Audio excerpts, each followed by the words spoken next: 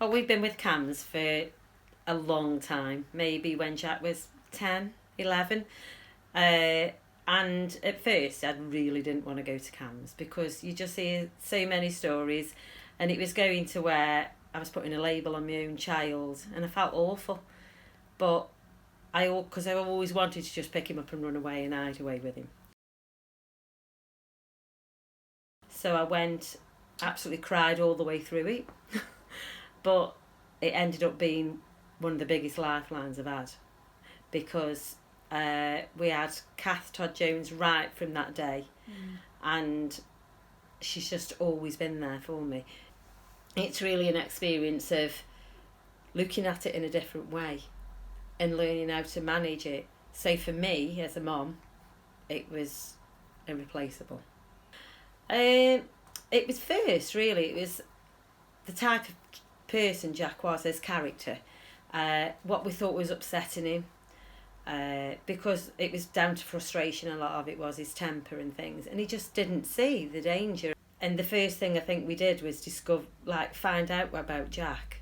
When he was 6 months old, and I took him for a photograph with my daughter, family portrait, and he wasn't sitting up on these photographs. He kept falling over all the time, but really happy, really lovely, and all his limbs were moving. He was eating.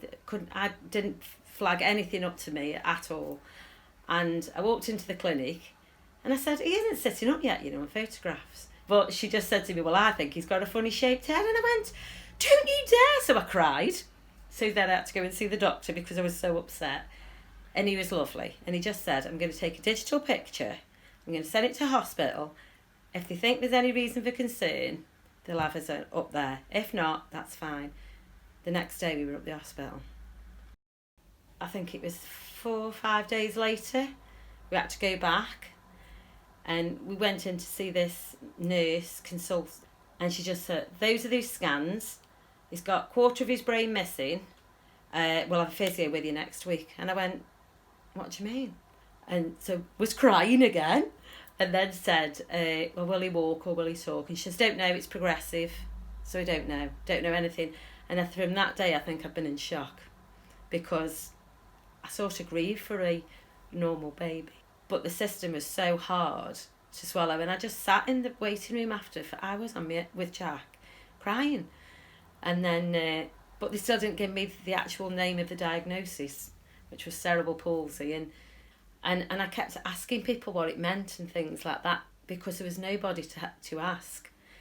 And that's why I think when I had CAMS, in the end, that somebody was on my page. At first, I thought he got like an ADHD thing, because he would have temper tantrums and things like that. But he would have proper meltdowns and things like that for no reason, and I never knew. I just thought it was his character. In the end, it ended up that he got quite a lot of things, and he is autistic, which makes no difference to me, but it hasn't helped me. And I did that through CAMS, that I asked Kath about and said, do you think he has? And she said, I'm not sure, because he's got a lot of other traits as well. So she says, what difference would it make to you? I said, just so I know how to handle Jack and how to look at things from a different point of view. So all I've done is taken another path, but he's also got epilepsy. To be fair, to look at him, you wouldn't think there was a lot wrong with Jack.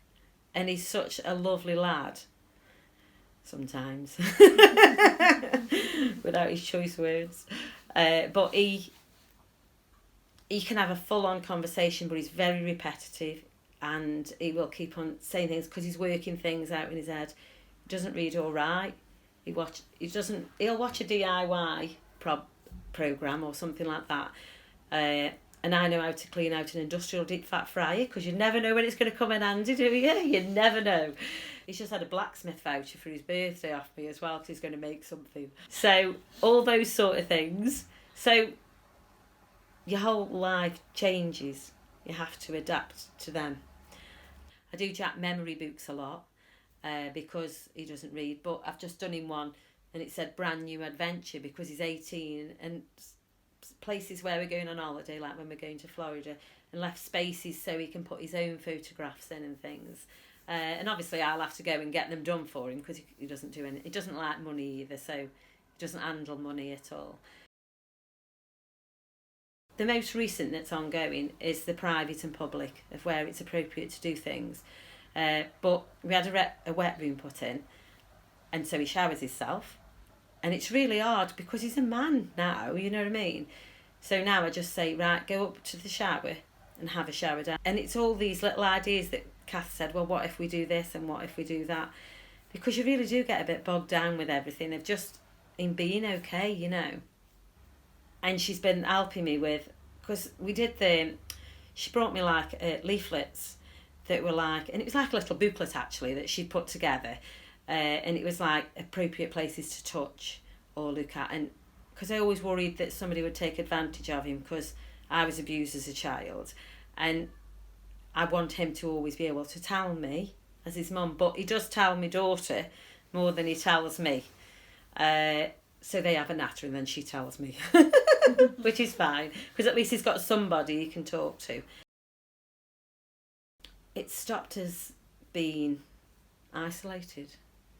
It's made me see that life can be absolutely brilliant and everything, because what do you need more than your health and be happy, you know? And I don't need millions of pounds, I just need to be okay. And a couple of my friends have had bad experiences with CAMHS. They said, oh, well, she doesn't do anything, or he doesn't do anything, you know, different people. And I said, but why? Well, why? I can't understand it because I've had such a good experience. She's not got as much time, and I keep thinking, oh, is it because he's getting to 18 and we're going to be passed over? Because this is a horrible time now because we're in transition again. And it's awful, transition is. But the only thing that's been always there is CAMHS. Everything's changed all through.